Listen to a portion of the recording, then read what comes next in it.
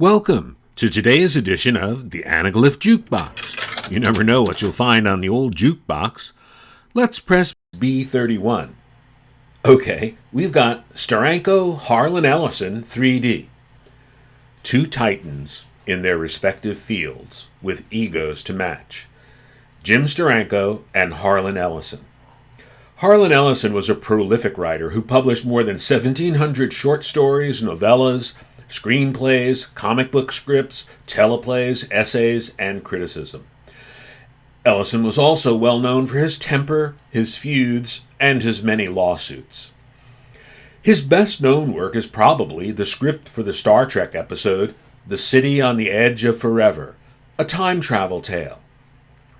Two of his short stories that are widely considered classics are I Have No Mouth and I Must Scream, and Repent, Harlequin, said the TikTok man. Ellison has won most awards given to writers of speculative fiction and mystery, including multiple Hugos, Nebulas, and Edgars. Repent, Harlequin, said the TikTok man, was published in Galaxy magazine in 1965. The non-linear narrative starts in the middle, moves towards the beginning, then the end. Ellison wrote the story in one 6-hour stretch before submitting it to a writer's workshop the following day. He thought it was okay. It won the 1966 Hugo Award, the 1965 Nebula Award, and in 2015, the Prometheus Hall of Fame Award. Jim Steranko is, simply put, a comic book legend. Who brought surrealism, pop art, and graphic design into comics in the 1960s? Steranko. Who wrote a 2-volume history of the comics that remains unmatched in detail to this day? Steranko. Who created concept art for Steven Spielberg's Raiders of the Lost Ark and Francis Ford Coppola's Bram Stoker's Dracula? Steranko. Who invented Go-Go Girls? Steranko? As a teenager, Steranko worked as a sideshow performer, learned boxing and fencing, and in his 20s performed as an illusionist, escape artist, close-up magician, and rock and roll guitarist. That's where he claims he invented Go-Go Girls in nightclubs. Steranko's true accomplishments need no such embellishing, but Steranko has been carefully cultivating a public persona that conflates him with his superhero characters for decades. Almost as if it wasn't enough to write, pencil, ink, and color Nick Fury, Agent of S.H.I.E.L.D., but he had to be Nick Fury, Agent of S.H.I.E.L.D., too.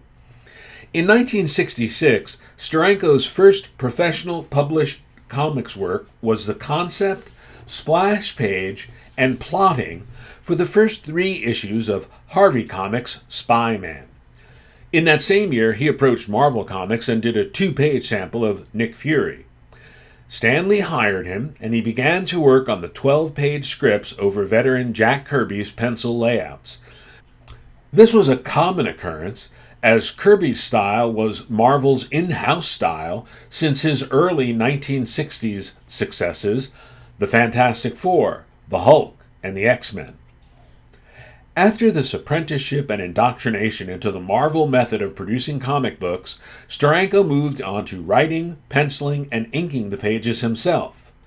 And then, a combination of the right person with the right skill set, unencumbered by the rules of 30 years of comic book production, was given access to a youth market that was experiencing rapid cultural and political change. Steranko seemed to explode in a burst of psychedelic graphics and complex storytelling that was an order of magnitude better, more exciting, more adult than anything else on the stands.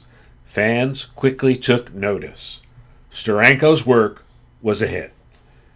As far as I'm aware, the illustrations for Repent, Harlequin, said the TikTok man, is the only art by Jim Steranko to be converted to 3D, and the only collaboration between Harlan Ellison and Jim Steranko.